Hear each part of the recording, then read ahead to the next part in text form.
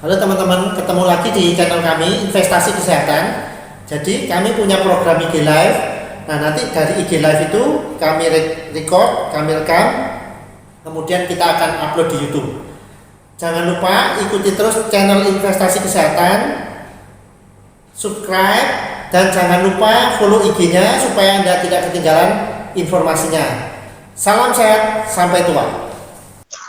Agak sedikit putus-putus ya nih suaranya. Iya, agak putus-putus ya, Dokter Joanna ya. Oh Kalau iya, dari saya, gimana nggak putus-putus kan?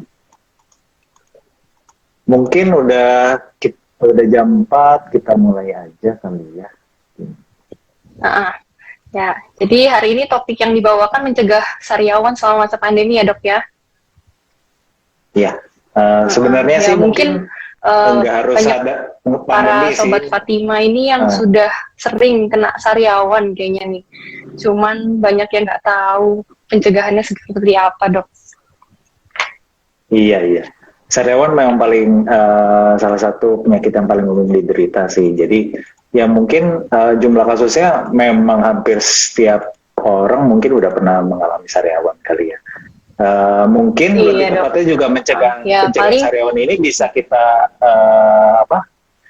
aplikasikan nggak hanya saat pandemi aja, jadi bisa selain pandemi pun sih bisa kita gunakan. Ya, oke. iya. Aku mulai ya. Kalau begitu silahkan dokter sharing ilmu dokter. Apa mungkin sariawan Ya, seperti apa, penyebabnya seperti apa. Ya, oke. dipersilakan dokter. Ya, perkenalkan mungkin ada yang belum tahu, saya Dr. Gigi Reza. Saya aktif bekerja di RS Fatima dan ada praktek pribadi juga. Hari ini kita akan bahas mengenai sariawan. Ya, sebelumnya aku jelasin dulu kan, aku sebagai dokter gigi sehari-hari kerjaku adalah ruang lingkupku di rongga mulut gitu. Dari rongga mulut itu sebenarnya merupakan cerminan kesehatan dari si pasien. Dari rongga mulut, keadaan rongga mulut itu kita bisa ketemu berbagai macam penampakan yang bisa memberikan informasi yang cukup banyak mengenai kesehatan pasien tersebut gitu.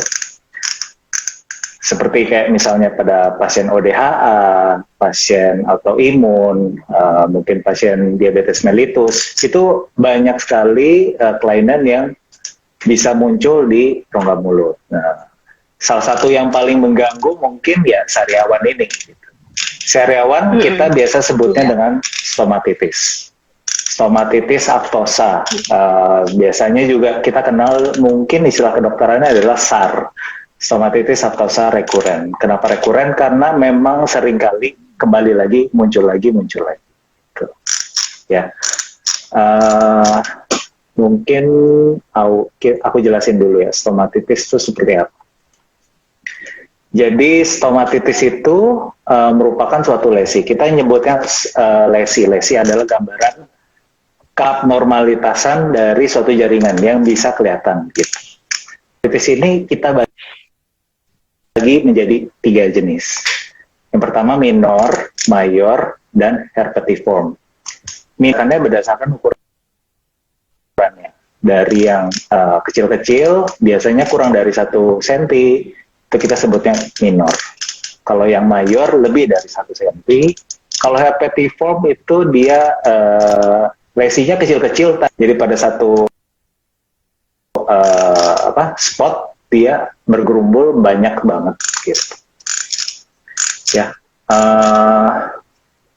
stomatitis ini banyak sekali pencetusnya, tapi penyebab utamanya sampai saat ini belum ada kejelasan yang pasti. Jadi etiologinya kita masih belum tahu nih sampai sekarang. Tapi pencetusnya banyak banget, triggernya itu baik banget. 10% dari pasien yang mengalami sariawan itu 10%-nya adalah karena stres psikologis gitu. Jadi mungkin dari 10 pasien satunya itu biasanya karena stres gitu. Yang kedua itu karena bisa genetik dari turunan dari orang tua, riwayat keluarga. Yang ketiga itu karena perubahan hormonal. Nah, mungkin kalian yang perempuan nih ya sering banget mengalami sariawan, terutama dekat-dekat mau mens atau PMS. Nah, itu kan kita ada biasanya kan ya kalau wanita itu kan saat dia mau mens kan keseimbangan hormon. Nah, ketidakseimbangan hormon ini memicu terbentuknya si sariawan. Yang ketiga, yang keempat, itu defisiensi nutrisi. Defisiensi nutrisi yang paling sering terjadi biasanya vitamin B. Vitamin B, B2, B6, B12, asam folat, terus zinc, atau zat besi. Itu juga salah satu triggernya. Yang kelima itu adalah bagian dari penampakan dari penyakit sistemik. Ya, salah satunya yang sudah aku jelasin, mungkin pada pasien ODHA, pada pasien autoimun, lupus, gitu. Sariawan pada mulutnya, dan banyak. Bisa juga terjadi yang pemicunya adalah virus atau bakteri, itu juga bisa. Jadi banyak banget sebenarnya pemicunya dari sariawannya sendiri, gitu. Jadi kalau kita ada pasien sariawan, jangan heran kalau misalnya dokternya nanyanya banyak banget, karena kita memang perlu cari tahu pencetus utamanya itu apa sih, gitu. Nah, untuk menanggulanginya itu juga kita harus tahu pencetusnya apa, jadi harus kita kasih instruksinya dan penanganannya juga sesuai dengan dari pencetusnya itu, gitu. Kalau memang ternyata dari stres, ya mungkin perlu ditanggulangi. Mungkin bisa juga kerjasama dengan psikiater, psikolog. Nah, itu juga bisa, gitu. Ya. Terus yang tadi yang cukup menarik ya, yang dokter bilang tadi. Kan ada kekurangan zat gizi kayak vitamin B, asam folat dan lain-lain. Padahal sementara ini kan paling sering masyarakat tahunya vitamin C ya. Jadi mungkin selama ini orang minumnya vitamin C, terus ternyata vitamin B-nya nggak diminum, asam folatnya nggak diperhatikan dan lain-lain ya. Itu juga kadang-kadang kan kita suka lupa namanya suplemen makanan kan. Itu kan vitamin gitu kan, suplemen makanan. Tapi sebenarnya nutrisi itu kan bisa didapat selain dari suplemen makanan, dari makanan sehari-hari. Kayak misalnya mungkin brokoli itu kayak dengan vitamin B. Terus daging-dagingan ya, daging merah itu kan juga kandungan zat besinya tinggi ya. Nah, itu juga salah satu yang nutrisi yang penting untuk pencegahan si sariawan gitu. Ya. Nah, kenapa sih kita lebih fokus di vitamin B? Nah, aku mau jelasin. Jadi, kalau vitamin B itu kan salah satu nutrisi yang akan membentuk dari sel darah kita. Nah, sel darah sendiri akan berpengaruh pada penampakan di epitel, termasuk mukosa mulut kita.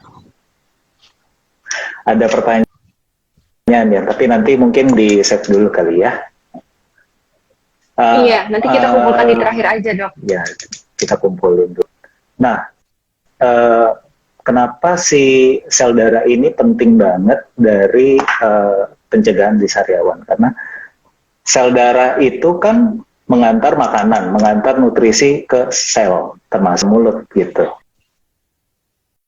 Nah, kalau misalnya sel epitel kita kurang nutrisinya, maka kualitas dari sel kita juga kurang baik. Akibatnya mudah sekali terjadi iritasi. Iritasi ini yang akan menyebabkan si sariawan pada rongga mulut kita. Gitu. Ya. Terus juga pada pasien yang hormonal mungkin tadi aku udah sempat jelasin ya, pada perempuan itu kan dia ada siklus menstruasi. Nah, pada menstruasi itu kan estrogen dan progesteronnya kan ada yang satu yang meningkat, ada yang satu yang menurun. Saat misalnya dia progesteronnya itu meningkat, sel epitelnya itu lebih mudah teriritasi. Jadi proses perkembangan si selnya cepat sekali, jadinya mudah sekali iritasi keratinnya. Nah, biasanya banyak sekali sariawan itu terjadi di hampir semua rongga mulut. Jadi bisa di pipi, di bibir, di lidah, bahkan beberapa kasus mungkin di langit-langit mulut. Nah, pada kasus yang di langit-langit mulut itu juga kita penanganannya berbeda sekali. Jadi kita perlu tahu sariawan ini terjadinya di bagian yang sebelah mana gitu. Apakah masih bisa dijangkau atau mungkin sulit seperti yang di langit-langit mulut itu kan sulit ya diobatinnya ya. Berarti kan pemberian obat-obatannya juga akan berbeda. Gitu. Ya. Ya, mungkin ini ada beberapa pertanyaan, dokter. Tadi ada yang bertanya, Dok. Kalau misalnya sariawan nih kan suka dikasih garam ya, Dok ya. Kalau masyarakat kadang mengurangi garam atau ditempelin garam supaya katanya cepat kempes gitu, Dok. Nah, itu mitos atau fakta ya, Dok ya? Garam itu sebetulnya bisa berfungsi sebagai antiseptik yang paling murah dan paling gampang didapat di masyarakat. Ya, itu sih bukan mitos ya, itu salah satu penanganan yang paling umum. Jadi bisa dilakukan semua masyarakat, golongan masyarakat gitu. Iya. Yang paling mudah adalah dengan si air garam, berkumur air garam. Dan bahkan memang salah satu pengobatan sariawan adalah kita pemberian antiseptik secara obat kumur gitu. Jadi obat kumur seperti antibiotik, tetrasiklin, antiseptik dan yang pengurus benzidamin itu bisa kita berikan pada pasien-pasien yang mengalami sariawan. Terutama yang pasien-pasien sariawannya yang jangkauannya agak jauh gitu. Jadi nggak bisa kita pemberian obatnya secara topikal, nggak bisa kita olesin gitu. Ya salah satunya yang di langit-langit mulut atau mungkin yang di pangkal tenggorokan. Nah itu bisa kita berikan obatnya, bentukannya adalah obat gitu. Iya, jadi selama ini sudah tersedia ya, Dok ya, obat yang paling murah, yang sederhana, yang bisa dilakukan di rumah ya, Dok ya. Jadi bisa pakai garam. Terus ada pertanyaan lagi nih, Dok. Dok, saya suka sariawan, perlu ganti odol nggak ya, Dok ya?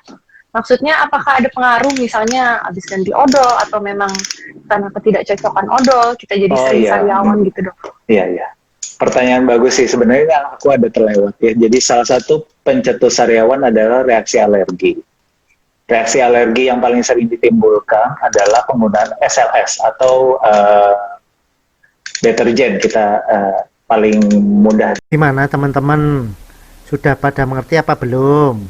Nah, kalau udah pada ngerti, jangan lupa untuk di-like ya. Dan share link ini ke sebanyak mungkin media sosial supaya makin banyak orang yang mendapatkan manfaat dari menonton video ini. Nah, bagi yang belum ngerti atau ada pertanyaan, silahkan tulis pertanyaan dan komen Anda di kolom komentar. Oke, salam sehat, sampai tua.